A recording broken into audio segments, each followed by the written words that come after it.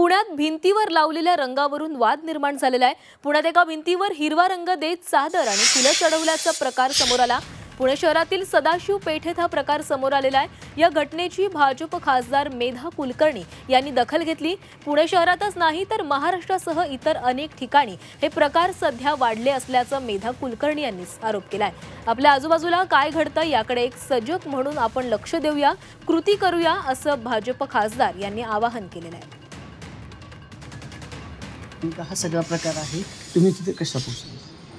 मला व्हॉट्सॲपवरून माहिती कळली आणि जेव्हा जेव्हा अशा प्रकारची माहिती कळते तेव्हा मी त्या ठिकाणी जाते।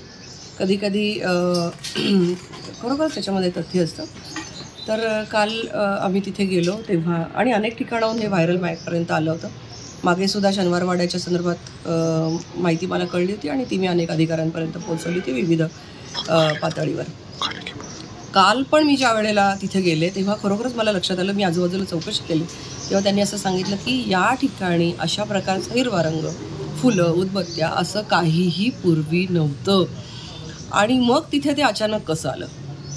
तर या गोष्टींची माहिती मिळाल्यावर त्वरित उपाययोजना केली पाहिजे असं मला वाटतं। मी अनेकांनाही आवाहन केलेलं आहे आणि आपल्या जमिनी, आपल्या प्रॉपर्टीज किंवा एकंदरीतच सगळ्या गोष्टी या सुरक्षित राहाव्यात यासाठी नक्कीच माझं हे आवाहन असणार आहे।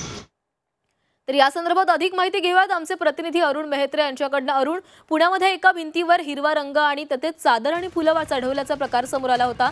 स्वतः मेधा कुलकर्णी त्या ठिकाणी गेला आणि त्यांनी त्या भिंतीवर भगवा रंग लावल्याची दृश्य समोर आलेली आहेत। काय नेमका प्रकार काय? पुण्यातल्या टिळक रस्त्यावर असलेल्या अशोक विद्यालयाची मागची बाजू आहे, त्या ठिकाणी पूर्वी एक वाडा होता अशी माहिती आहे। आणि या अशोक विद्यालयाच्या मागच्या बाजूवर असलेल्या भिंतीवरती हिरवा रंग लावून तिथे फुलं वाहिली जात असल्याचं निदर्शनास आलं होतं आणि तशा पद्धतीचा व्हिडिओ सोशल मीडियावरती व्हायरल झाला होता।